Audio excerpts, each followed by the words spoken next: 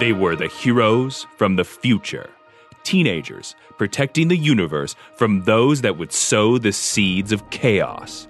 Each had unique powers and abilities. And though they often had their differences, they came together to save the day as the Legion of Superheroes. Now, you can be a part of their adventures and learn the history of the future in the Legion Clubhouse. Do you look at the cover for this issue? Yeah. That is so a Marilyn Monroe. I can see it because of the haircut. That's a Marilyn Monroe, man. Action Comics number 276. Supergirl's Three Super Girlfriends. Published May 1961. Written by Jerry Siegel with art by Jim Mooney. Supergirl has sworn to keep her powers secret from the world. So how are three new girls so sure they know who she is? Matthew, I've got to tell you that this three super girlfriends. Uh-huh. I think it's titled wrong. What's that? I think it should be called That Time I Finally Got Into the Legion of Superheroes. Super hazing and you, perhaps. Yeah, it's really weird because Supergirl, this whole thing that we've seen time and time again in previous issues where these teenagers show up and they're like, "Hi, Superboy." Oh, wait a minute. How does he know I'm Superboy? "Hi, Supergirl." How does she know I'm Supergirl? Kind of happens again when suddenly this woman in the iron mask shows up and goes, "Do you know me?" Ooh, and the answer is yes. And because she's from the 30th century, of course, she already has the Phantom of the Opera soundtrack, so she starts singing that. Da, da, da, da, da. Do you hear the magic of the night? Papa, can you hear me? Wait, that's Yentl. But we get introduced to Triplicate Girl, Phantom Girl, and Saturn Girl, who are all from the future. And Supergirl's like, "Oh, I remember you that time a year ago when I tried out and I failed because I got affected by the red kryptonite." They are inviting to have her come and join the Legion of Superheroes again. And I think that's really cool that we get this almost, I don't want to say it's quite a year, a little bit after that. But I think that's cool that they're inviting her back because it's time for the annual ceremony and that the Legion membership skyrockets in this issue, because not only do we get Triplicate Girl, who has the ability to create two copies of herself so that there's three of them, we also get introduced to Phantom Girl, who has super invisibility. Intangibility. Oh, intangibility. Sorry. Yes. Super invisibility is Invisible Kid's shtick. Right. Because you can't have the same powers as someone else on the team. Correct. Real quick, where is Triplicate Girl from? Triplicate Girl is from the planet Karg, which is spelled alternately either with 2 or 3 G's, depending on who you're talking. Her real name, and I'm going to pronounce it the way I've always pronounced it, being a weird alien name, it's spelled, but it's Lornu Durgo. And she is from planet Karg, where in this continuity, everyone on Karg has the ability to duplicate, basically to turn into 3 versions of themselves. So it's not Lornu and 2 clones of Lornu. It's Lornu's mind split over 3 identical bodies. Right. Because Karg actually existed in a system with 3 suns. And somehow the radiation of the suns gave him the ability to have 3 bodies. Saturn Girl is from Saturn. Titan, the moon of Saturn. Yeah, same area. Same neighborhood. Phantom Girl is from where? Phantom Girl is actually from an alternate dimension called, I pronounce it Bigzitl or Bigzdal. Oh, I thought it was Bug Tussle. You can go with Bug Tussle, but the T and the Z are out of order. But it's a 4th dimensional area where everyone in that world has the ability to become intangible because they are technically extra-dimensional beings while on Earth. Yeah, they're going into another dimension, right? They are, yes. Yeah, that kind of goes along with something else that I've talked about before, my dream theory. Oh, maybe I'm from the planet Bug Tussle. And her real name is Tina, which is kind of the cutest name ever. Tina Wazo. Hi, I'm Tina Wazo. I like that too. What's Saturn Girl's real name? Imra. Oh, that's Ardeen. right. Imra Ardeen. So they go back into the time bubble and they travel 1,000 years into the future. And thank God we don't get another look what's happened in the time that you've been away. The 9 Planets Ice Cream Parlor is now only 8 planets because the scientists have decided that Pluto's not really a planet. Aww. I know, right? Oh, man. Too soon. Hey, there's hope, Matthew, because in the future, it's still 9 planets ice cream. It is. So Pluto may become a planet once again. Actually, Pluto's still not a planet, but the 9th planet is Gurklopt, which showed up and now the 9th planet. The 9th planet is Superboy planet. And it orbits Uranus. Again and again and again, I think we're going to see this same shot of, hey, everybody sitting at the Legion table. Let's introduce you to some new people. Yep. And again, this particular issue, I think this is the point where, yes, we've talked before about Legion of Superheroes is very popular. And prior to this particular issue, they've popped up in little one-panel pieces here and there. But this is one where the Legion must have finally caught on, and they're like, it's time to grow this group, because this year, Legion of Superheroes is not inducting one new member. They're inducting one new male and one new female into this group. And here are all of the people that are currently applying for a Legion membership. We have Bouncing Boy, Sunboy, Shrinking Violet, and Brainiac 5, including Supergirl. So we have 5 new people ready to join, and we presume that Triplicate Girl and Phantom Girl were joined the team in the past.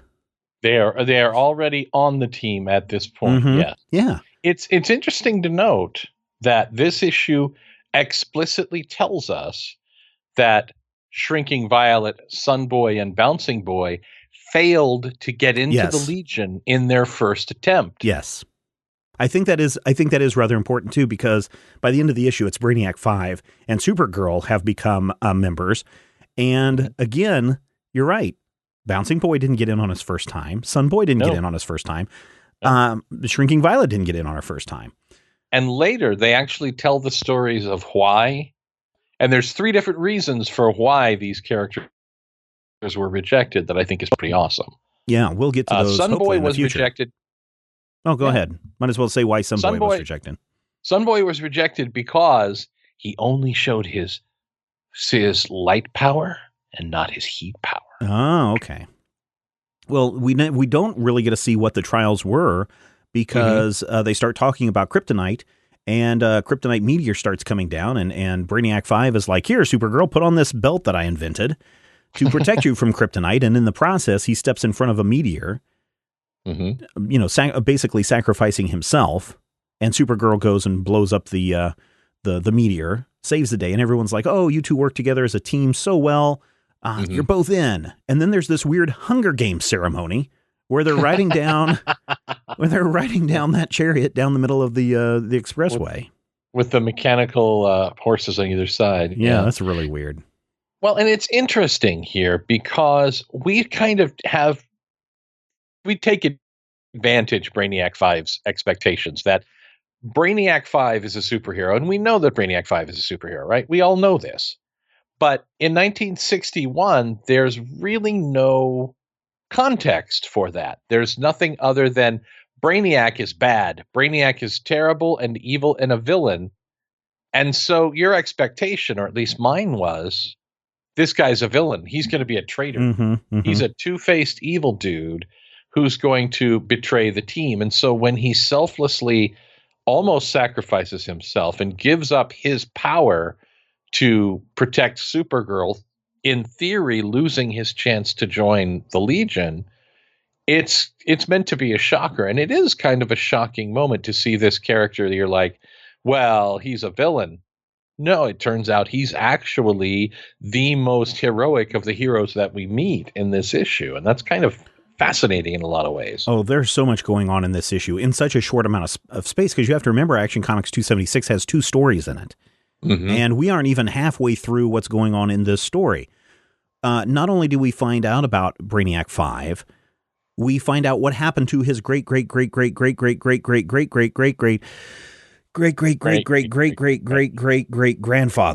I think it's 4 great. They must have a long lifespan. Yeah. They do, yeah.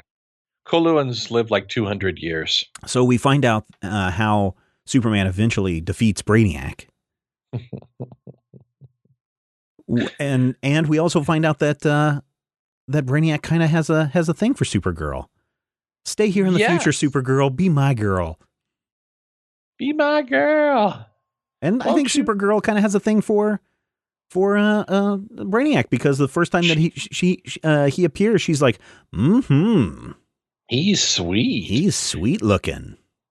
Well, she doesn't say looking. It's 1961. we're able to imply that. But she considers it. And again, the conceit of this story starts with Kara in the orphanage being sad that she can't, have friends and boyfriends and do all the things that normal girls do. Mm-hmm. And then the superheroes from the future show up and take her out and do super girlfriend stuff. Do they? Because they don't. They really don't. Well, hence the title. Shut up. And they introduce her to a cute boy who looks, a little bit like the guy from Sea Hunt, only green. By this time, my lungs were burning for air. But, he's a very handsome guy. And she actually gets a little something extra to remember him by. Mm-hmm. Yeah, she gets to take home kryptonite force field. Yeah, she gets to take it home until it blows up. Okay, so here's a question that I have, and this is something that I think is really important. In issue 1, when Superboy joined, we saw a whole crowd of people standing around going, hooray for Superboy.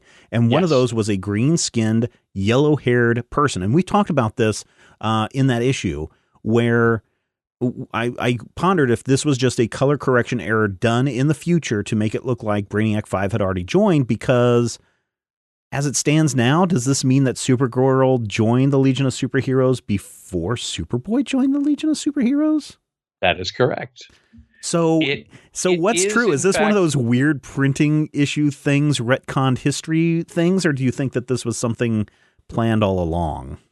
Well, I don't think that anything about the early Legion was planned all along. We've seen, as we saw with the Starboy story in the previous episode, that Starboy story was just kind of a throwaway story. And we're seeing about a year between issues. Every time it's like, oh, this really popped our sales. What are we going to do? If you go to the pre-Crisis Legion of Superheroes history and see who joined in what order, you have the Core 3, then Phantom Girl, then Triplicate Girl, then Brainiac 5, and Supergirl. Supergirl was the 7th member of the Legion of Superheroes. Superboy joins later, after Brainiac 5 is already a member, which means explicitly, by dint of having gotten in at the same time as Superboy came in later. So yes, Supergirl actually joined the team before, chronologically. Here's my weird Jerry Siegel's trying to manipulate history again. Oh, will you stop? Because if that's the case, issue 276 in a chronological order of superheroes joining, this would be a story that happens before the very first appearance of the Legion of Superheroes. That is true. Yeah, that's really weird. That is really weird. If you were to put them in chronological order, all the episodes or all the issues that we read thus far, this one comes right after 247. I'm not sure where 267 and the Superboy planet would fall, but definitely the stories that we read come after this issue, the Starboy story and the other bit. So right. Wait, yeah, this would be so this would be before Adventure 247. Yeah, that's really weird. It's a weird thing. I mean, I just thinking about this, if you're a kid in the 50s and 60s and you're getting into this stuff, and then and again, we're putting a lot on continuity today that, as you said, was not really thought about in the 1950s and 60s, or maybe they were, but maybe not as important. But I can't imagine some kids sitting on the street corner, flipping through their comic books, or saying, "Holy cow! Do you know what this means? This means Supergirl joined before Superboy."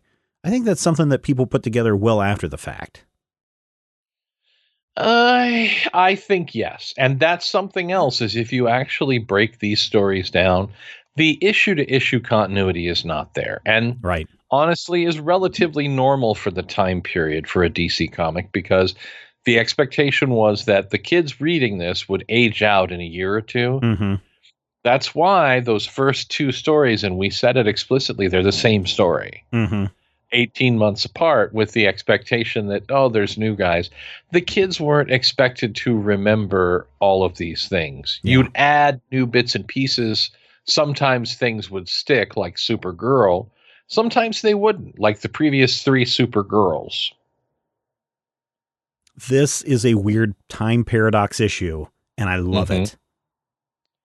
I do too. I love it for just that reason. And also, this is something else that I've complained about in specifically Supergirl stories from the 50s and 60s of, oh, we must follow this model of what girls are supposed to be like. And poor Supergirl is sitting there crying, going, I wish I had a boyfriend. By the end of the issue, though, or the end of the story, she doesn't have one boyfriend. She has 2 boyfriends. That's right. Who is this weird-looking second boyfriend? That's Jero, the Merman of Atlantis. DC Comics canonically has 2 Atlantises. Right. One is Tritonus, which is where Aquaman comes from. Right. Lori Lemaris, who is Clark Kent's ex-girlfriend, comes from Poseidonus. Is that really what it's called? Yeah, Poseidonus, where people have the lower body of a fish. Mm. And Jero, and I don't believe this is Jero's first appearance. I don't think it is either. Yeah, because Jero has actually appeared here and there. Mermaid boyfriends were a thing. Supergirl isn't the only one that had one. I believe Wonder Girl also had. And Gravity Falls. Gravity Falls had a merman boyfriend. In 1962? That's amazing. Yeah. Time travel really is a meshes you up, man. Yeah, I can imagine. But yes, Jero the Merman, Merboy, Merson. He's a Merson. He's a Merson. Okay, I'll go with that. Shows up in this issue. And this is really interesting pacing, too, because this is what, a 10-issue story? Or a 10-page story? Something like that. It's very fast. It like goes I said, really quick. They pack a ton of stuff in this issue. So I'm reading 6, 7, 8. The Legion part of the story is 10 pages long. Halfway through page 10, all of a sudden, Supergirl realizes that if she's invulnerable to kryptonite, she's more powerful than Superman. She needs a piece of kryptonite to prove whether she is. So she telepathically calls Lori Lemaris. and because all of the Mer people have the ability to pick up and read minds, Jero was also there listening in on Supergirl's brainwaves. And sitting there going, I hear you too, Supergirl. No. It's more like, I hear you too, Supergirl. Every breath you take, every move you make, every meteor. Poor Jero. Because Supergirl just blows him off as nothing. Well, she's very much distracted by the fact that she's now immune to kryptonite. And she's a member of the Legion of Superheroes. She has forever changed the nature of the DC universe. She's more powerful than Superman and has the ability to deal with the kryptonite that he cannot. I mean, there's no way that they're going to have a Deus Ex Machina destroy her kryptonite invulnerability by the end of... Was it a kryptonite invulnerability? I thought it was a force shield. It is. So how did a meteorite get through the force shield to wreck her belt? I'm sorry. We're not supposed to mention those kind of weird things that don't make any sense. I believe she says something to the effect that traveling through time shortened the life of the force field, probably a battery. I'm going to say a battery. Okay, it's a battery issue. Brainiac 5 did not use lithium cat. Brainiac is really showing his evil side because he knew that by her traveling back in time with that belt, that it would deteriorate. And he knew that she would go and try to protect Superman by getting rid of that big giant rock of kryptonite. And thus, he hopefully was hoping that it would go out while she had the kryptonite. No, that's not exactly no, none of that happened.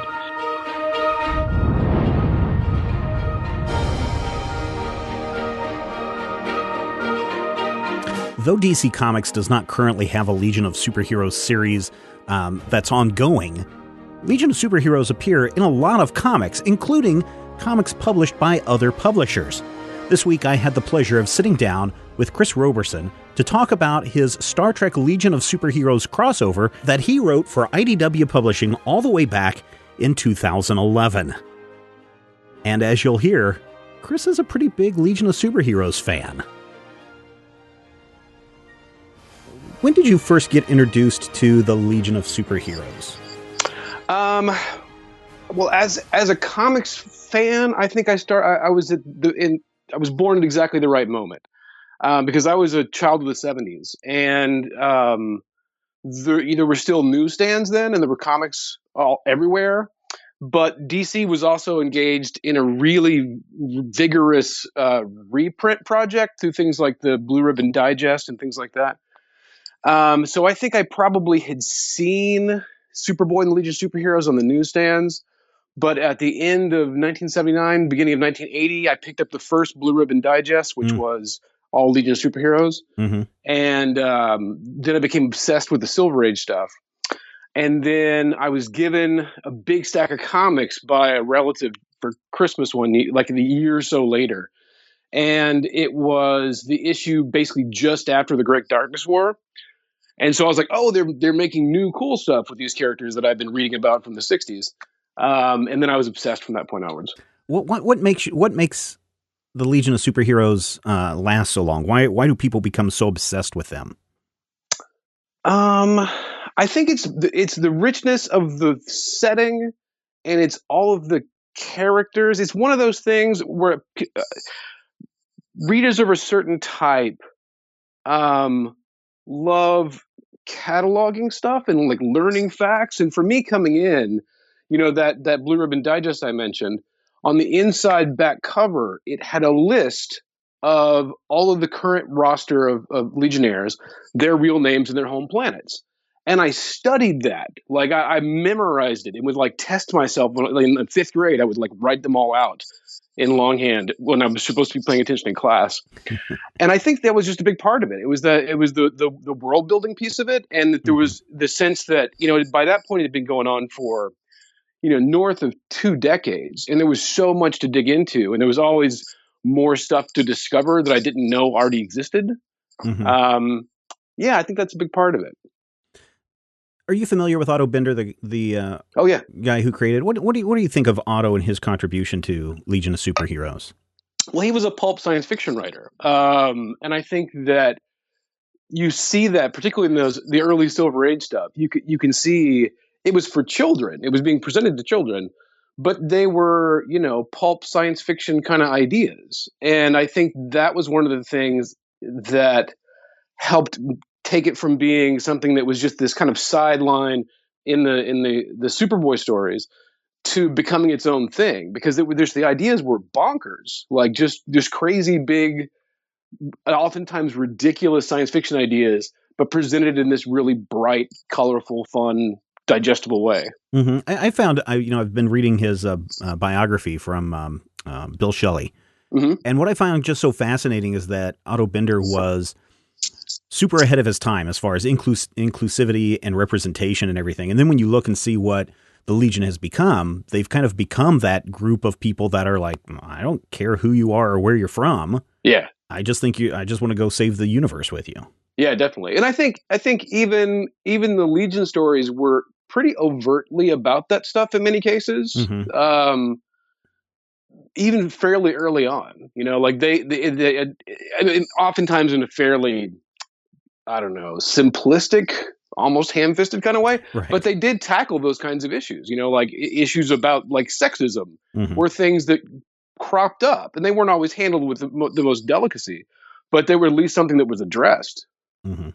So of all the Legion, and I'm not going to put you on the spot, but I understand that you know all of the Legion members and their home planets. There was a time when that was my party trick. Yes. And again, it's a result of having studied it like a rabbinical scholar with the Torah when I was 9. That was what I did for a living. That is one of the cool things and you don't see that too often in comics anymore, where, the opening page tells you who all the Legion members are in that issue, or where they're, in some cases, all of them, but most of the time it was, here are the ones that are appearing in this issue. I always found that so fascinating. Yeah, or even the politics of who they voted for for the head of the Legion that year. It was fascinating. Like, what were the voting results? So I'm wondering, of the big long list of all the members, who is your favorite Legion of Superheroes member? It's one of those things, like, it would probably change from day to day. There's a short roster that I normally draw from, but probably Mon-El. Why is that? I was a Superman fan. Like, I came to the Legion as a fan of Superman. And so the characters that always appealed the most to me were the ones whose origins were most closely tied to Superman and to Superboy. Mm-hmm. And so my other favorite is probably Ultra Boy. But Mon-El had just he had a cool look, and he had this great backstory, and the way it threaded through Superman's life, back to his infancy. Right. And in the idea that he just spent 1,000 years hanging out in the Phantom Zone, just keeping an eye on things, and then, so that's what was the initial appeal. But then later writers did some really interesting stuff with that, like looking at, like, what's that like, having spent 1,000 years just being able to observe all of existence and not interact with it, and what kind of toll would that take? And Shadowlass is awesome, and they were a cool couple. So I just liked everything about that dude. Like, yeah. I love I guess the first time that we meet Mon-El is in Superboy's long lost brother, or Superboy's older brother in what is it, Superboy 81 or whatever it is. Yeah. And it's just this, it's kind of a weird story, because at first it starts out as Superboy is just like, oh my gosh, here's my brother, my long lost brother. And I know this because here's an unconscious person. I've rifled through their things and found this letter. So I will just assume we must be related. And I will call him Mon for Monday. And he's from the House of El. And then Mon-El starts, he has powers, and they start doing things together. And then it kind of turns into a weird, like, Superman is maybe a little jealous of Mon-El's powers. Yep. To the point where, I suppose, and you only have one child. I have two children. But it gets to the point where it almost feels like Superboy kind of planned, in quotes, exposing Mon-El to lead.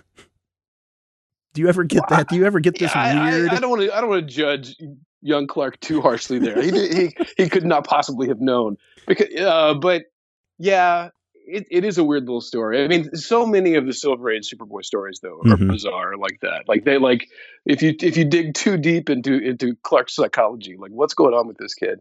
Yeah. I was always fascinated by the fact that it was just a retread, like so many of the Silver Age Superboy stories were in the early days, a retread of a story that we'd already seen. Well, the readers then, I wasn't born yet, had already seen with the adult Superman. Was it Hal Kaur, the guy's name? There was basically, several years earlier, the exact same story played out with the adult characters. Oh, cool. Yeah. Legion of Superheroes have been around for forever. They've been up until, late 90s, early 2000s. They were continually in print. Yeah. What was it ever your big fond desire, wish that someday I will be able to write Legion of Superheroes? It's one of those things where I don't know. That almost seems like too big of a responsibility. How so? I don't.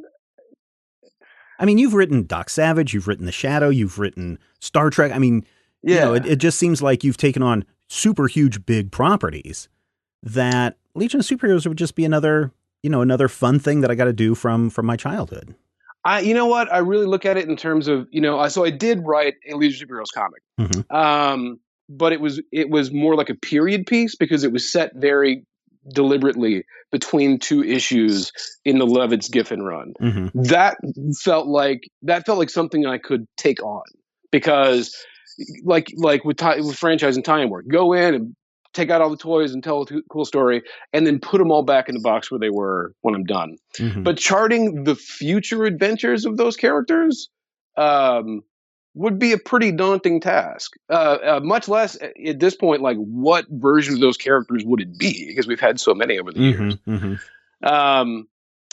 So yeah, and even with the other franchise work I've done, it has been in the context of their established continuity, Right. Mm-hmm. Charting, figuring out what happens next or what happens ultimately to characters like that matter a lot to me would be difficult, I think. So what brought the project, the Star Trek Legion of Superheroes crossover? How did that come about?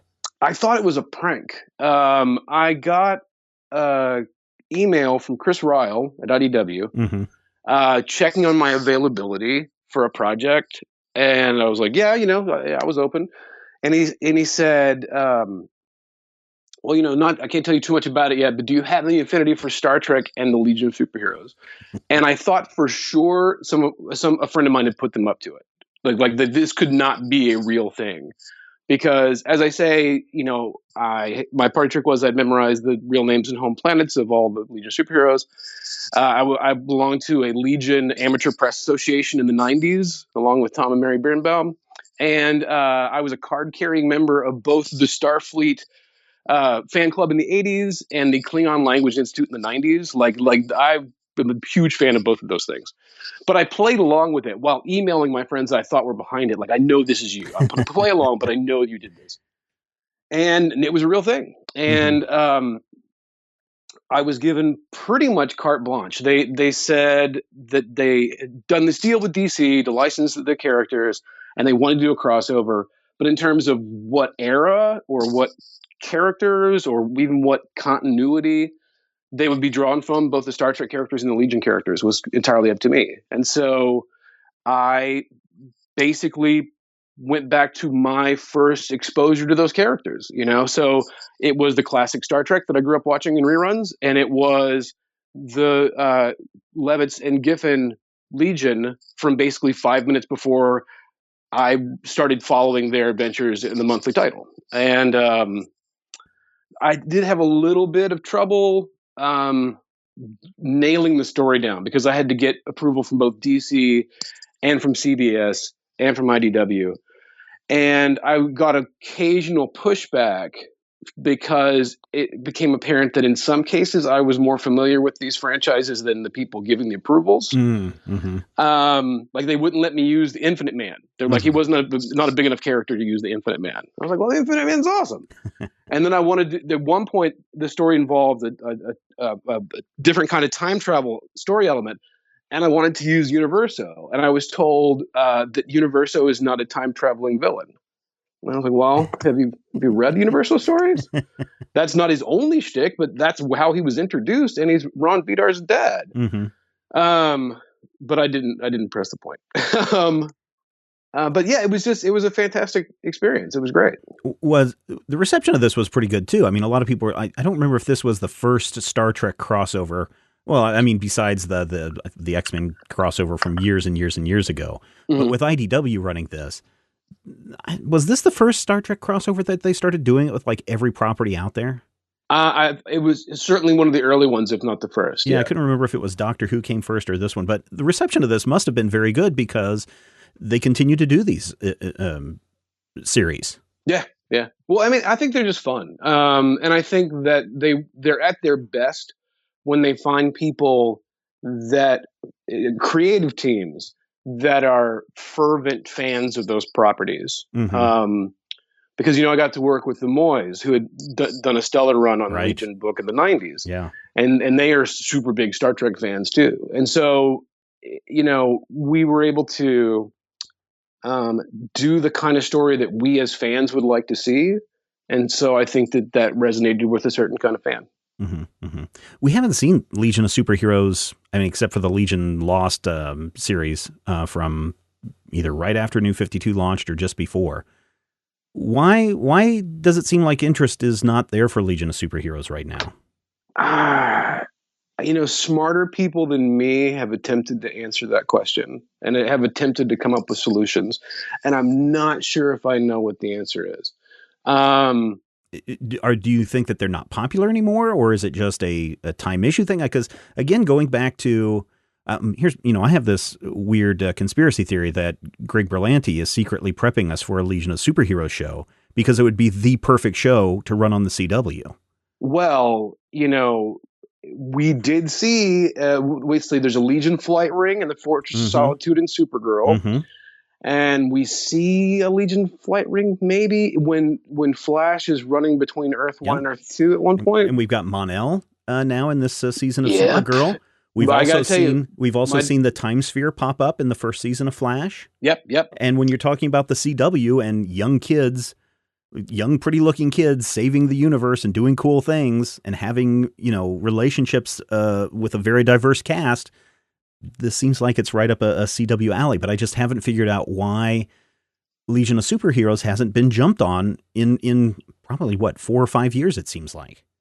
I think part of the problem tends to be that Legion works best when it's superpowered teens in the future having adventures. And when those characters get aged up, it can be rewarding for long-term readers. I love the 5 years later era, but that was informed by me having been a fan of those characters for 12 years by that point, right? And being deeply immersed in that continuity, and so it mattered a lot to me when Joe Knob, digs out his ring or whatever on Rimbor. That means something. But then I adored the reboot Legion in the 90s because it was like, oh, they're kids, they can do kids stuff, right? That was my Legion. My Legion was the 90s Legion and all the Moy art and everything, and Mark Waid and those guys working on it at that time. That was my favorite. That was my favorite run. It might be for me too, because I love 5 years later. I love the Levinson Giffen stuff. But in terms of over the long haul, the most rewarding stretch would probably have to be that 90s reboot one. I mean, there was a lot of great stories in there. Yeah. And I liked how the other thing that I liked, and this was for me, I was getting into Legion in the 90s, so this was probably right after Zero Hour. And I just remember they had Legion of Superheroes, and then they had the Legionnaires book. Yeah. And they did it so perfectly because you could tell by the cover which one you were supposed to read first, because they would have the little the numbers on the front saying, well, here's 1 in this series, here's 2 in this series, and basically it was flip-flopping back and forth between each book.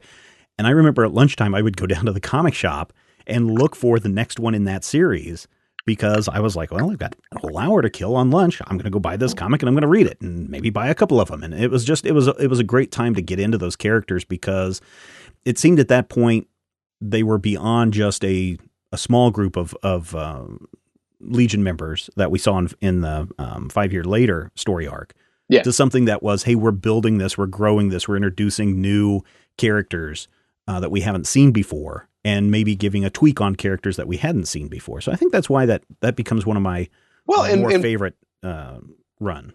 And certainly playing off long-term reader expectations too, because like Final Night, the crossover event, you had a team of Legionnaires stuck in the present day, and was Andrew Nolan, right? Farrell had joined the team. He was a present day guy.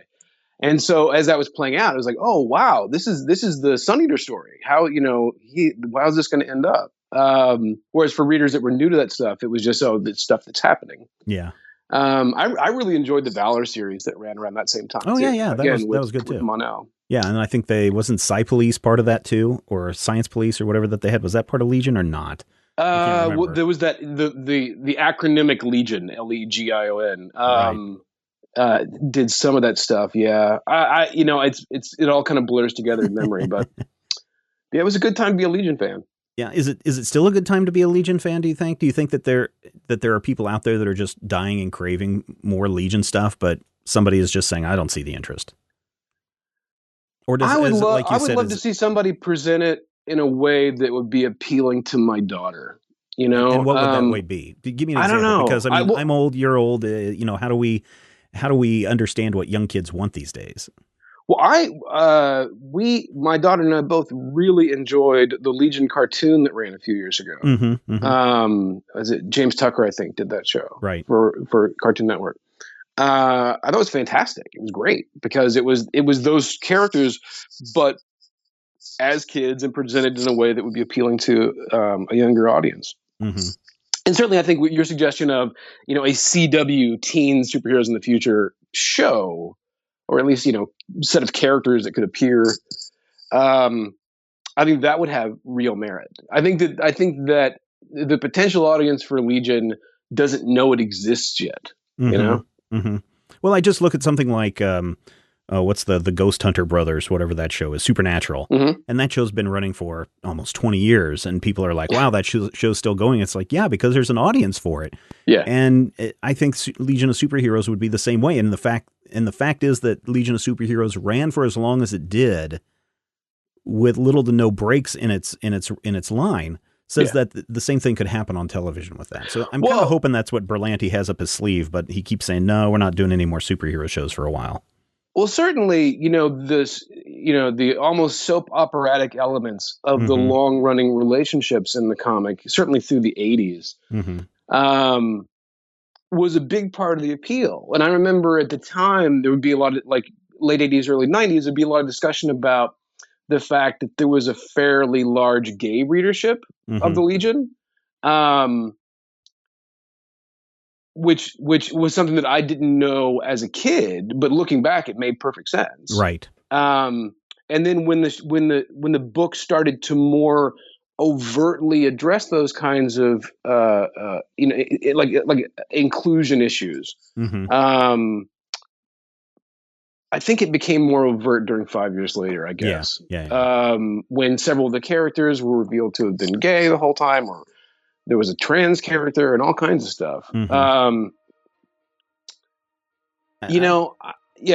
think that there's a bigger potential audience out there. Yeah, I think that goes right back to Otto Bender. And even though he only worked on the one issue that introduced it, I mean, it kind of kicked off that idea that, hey, these people don't really care who you are as much as it is what can you do. Yeah. So that's really cool.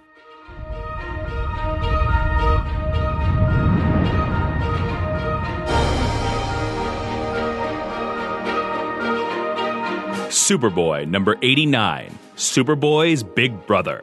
Published June 1961, written by Robert Bernstein with art by George Papp. The last son of Krypton is shocked to discover the second to last son, his own elder brother.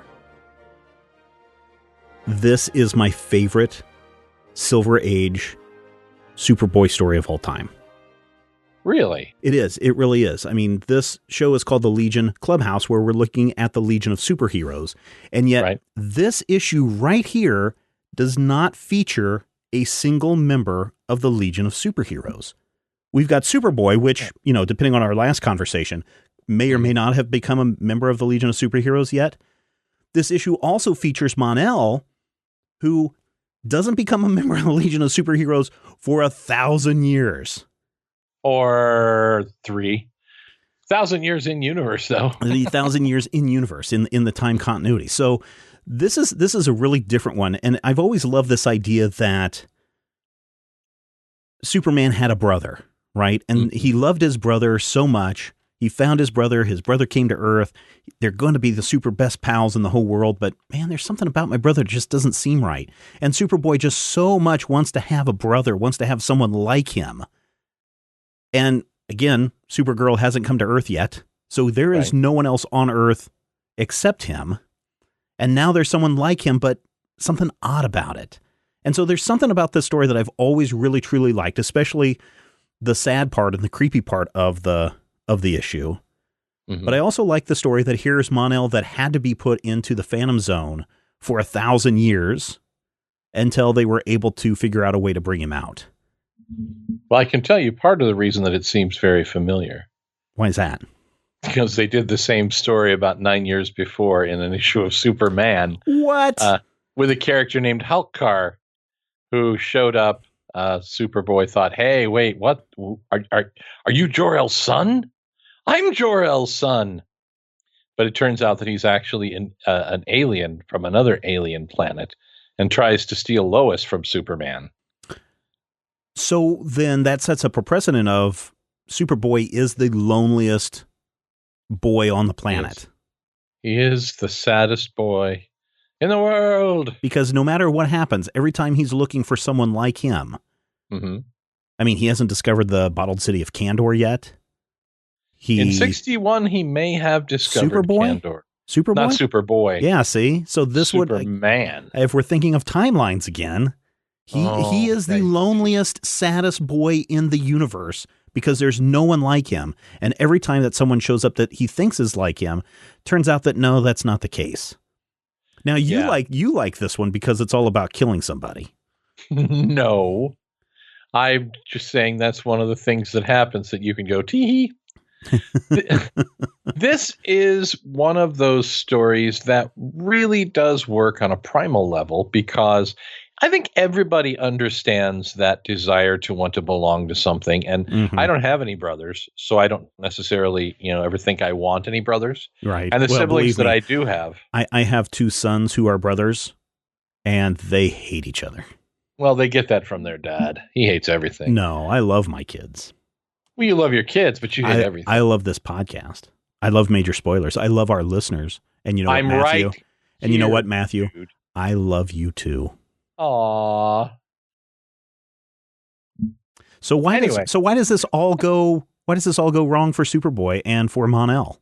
First of all, yes. Yeah, go ahead. First tell me why it goes wrong, and then we'll talk about how awesome Mon-El's name is. Mon. No. Tell us how it goes wrong first, and then we'll get to the Mon-El's origin name. Well, Mon is actually better at being Superboy than Superboy is. Mm-hmm. And of course, that can't be right. Superboy starts to get a little jealous and wonders, is something up? Is something wrong? Is my brother actually not my brother at all? Maybe he's a bad thing. I need to make sure that he's really not trying to scam me like that by other exposing him to kryptonite. And not only does he expose him to kryptonite, he does it in the middle of the night with a gramophone that is a lead-cased gramophone, if you know those big horn things. And he flips the switch and opens up the box containing the kryptonite. But because he's protected on all the other sides by the lead, it basically is coming out the horn of the gramophone. And while Mon-El is sleeping, bathes him in kryptonite radiation. So in the middle of the night, Superboy is trying to kill his brother. He's trying to murder him. Well, like you do. I suppose. You're Cain, you're Abel, you're Cal, you're Monbel. Not only does he do it that one time, he attempts to do it multiple times. He actually tries to do it over and over again. It's horrible. It kind of is. They go and fight a monster on a planet of toy people created by toy people. I want to know what planet that is. That's the toy planet. It's just left at Superboy planet. You can't miss it. It's actually star to the right, it's the exit planet from Superboy planet. Exactly. Where the toy shop is.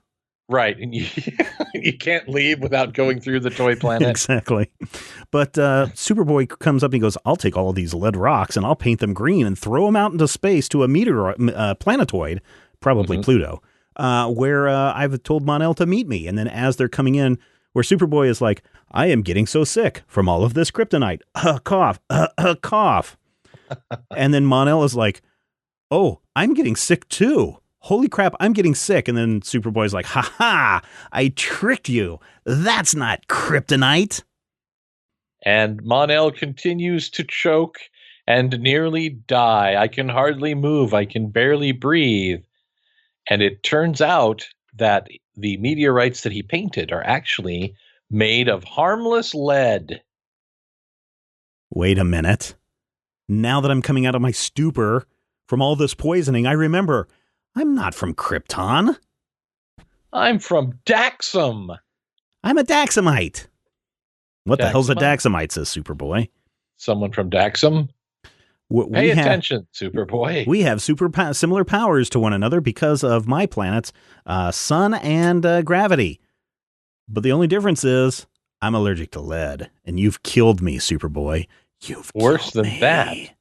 The way kryptonite affects a Kryptonian is temporary. Mm-hmm. Lead damage to a Daxamite is permanent. Is this a commentary? I'm sure it's not. But do you think that this is a commentary for, kids poking each other with pencils, lead paint, don't eat the lead paint chips kind of stuff?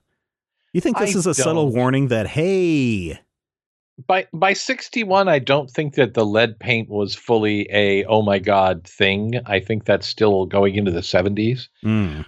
But I do think that there's a lesson here about paranoia and about sometimes not looking a gift horse in the mouth. Mm-hmm. Superboy didn't want to be alone. Superboy wanted to have a brother, and when he had a brother, he was like, well, maybe I should kill him. And he didn't expect to actually do it, which I thought was it's kind of nice, except in as much as, the expectation is that Superboy, Superman, Mm-hmm. doesn't ever harm or kill living things, except for that time that he killed his big brother. Yeah. So that was nice. I have two sons, as I just mentioned, and I find it incredibly interesting to observe the sibling rivalry between these two, which is what's really going on in this issue. This issue is about that sibling rivalry, a term that was coined in 1941, just 20 years before, gained wide acceptance because of what was going on at the University of Michigan. I don't know if you had sibling rivalry with your sisters or not growing up. I kind of did with my sister, because part of the thing about sibling rivalry is that because you're from the same family and you've got these parental units, you kind of expect, from the parents' point of view, and maybe from the children's point of view, that the children are expecting us to be the same. Mom and dad think that we're the same. They treat us the same, therefore we must be the same. And the children are like, no, I need my own attention over here, so I'm interested in these things. And the other child is like, no, I'm totally interested in these things, and anything my brother's interested in, I want nothing to do with. In fact, we will get into fights and call each other names and all sorts of ridiculousness because of this sibling rivalry thing. I think I did, but it's a little different when you're dealing with a larger group of kids too. I mean, there's definitely that stuff there, but I had 3 siblings and in a lot of ways was raised as almost an only child because 3 girls and a boy, you keep the boy separate and have him do his thing. Or at least that's what my grandparents did. So yeah, no, I mean, I totally understand that, but I totally understand, while I joke about, is this a subtle message to avoid lead poisoning? The other part of me is like, this is a real interesting commentary on sibling rivalry and not necessarily signs of sibling rivalry, but even Superman is not immune to sibling rivalry.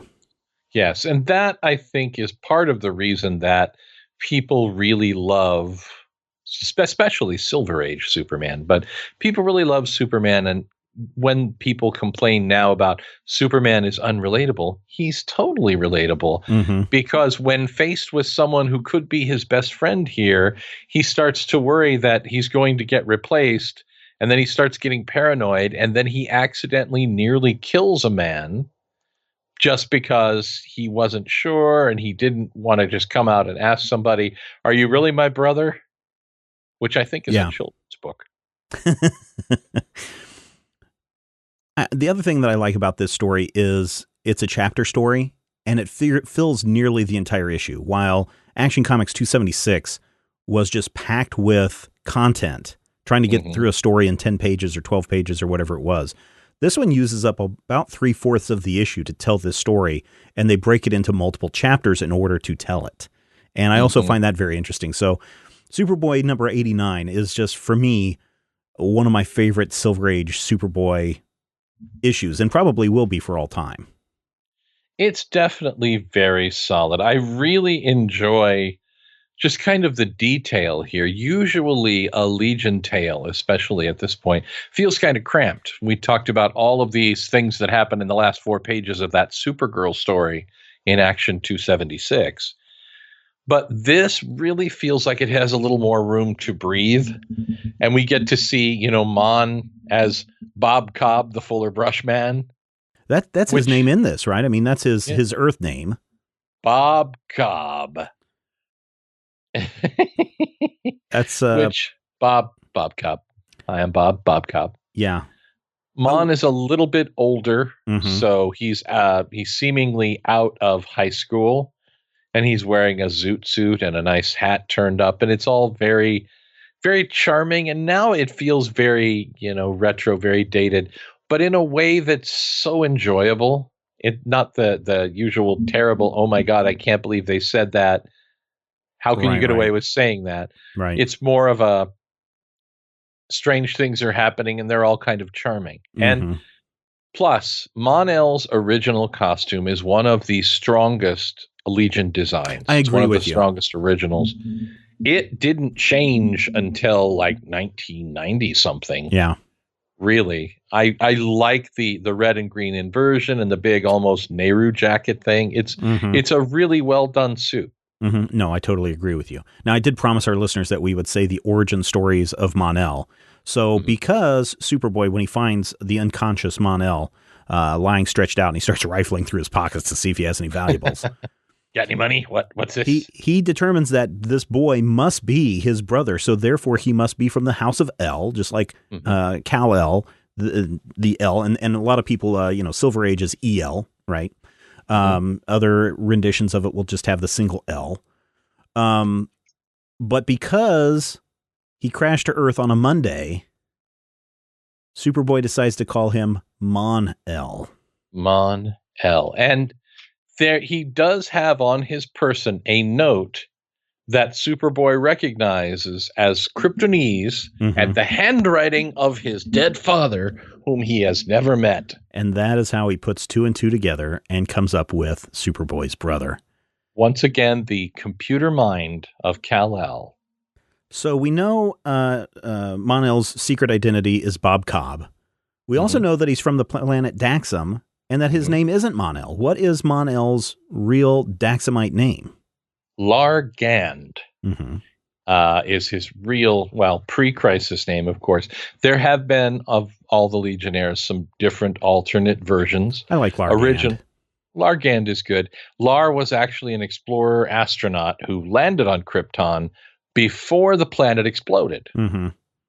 And actually was given the map to Earth by Jor-El because Jor-El knew the planet was going to explode. He was like the only one. Yeah, Jor-El was filling up the rocket ship with gas, and he was like, "Here, kid, I want you to go to planet Earth and take care of my son for me."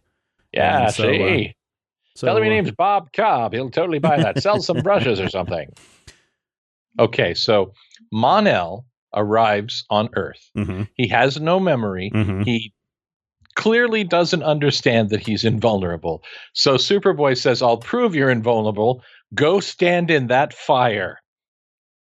And Mon says, "Okay," and walks over and stands in the fire and goes, "Wow, it's as if I'm totally not on fire." You have to understand, he suffered through a major head injury. He doesn't know what he's doing. Superboy then responds with, "Oh, that means you're invulnerable and indestructible like me," which implies that Superboy was not 100% certain that Mon-El was immune to fire when he told him to go stand in the fire. So my question to you is, if a man tells you to stand in a fire, do you oblige him or not? It depends on who that man is. Tony Robbins has people walk across fire all the time. That's true. And Buffy the Vampire Slayer, she sang that we should all walk through the fire. And we're always told that we have trial by fire. Maybe this is a literal example of trial by fire. Except the only jury is Superboy. A trial of your peers. Another guy in long johns wearing red and blue.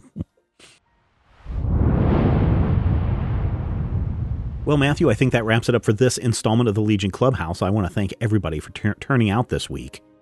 Yeah, this was a fun one, actually. We got a slew of new superheroes added to the Legion. I think that's great. And I think we're going to see more Legion members join in the near future, but we're going to have to save that for another episode. Until next time, I'm still hoping for a miracle boy. And I'm Retro Roy. The Legion Clubhouse is a production of Major Spoilers Entertainment, LLC, and is produced by Steven Schleicher. Your hosts were Matthew Peterson and Steven Schleicher. You can follow Matthew at Mighty King Cobra and Steven at Major Spoilers. You can follow this podcast on Twitter at Legion Clubhouse. If you have questions or comments, send them to podcast@majorspoilers.com. I'm Jason Inman. Until next time, eat it, Grandpa. This podcast is copyright 2017 by Major Spoilers Entertainment, LLC.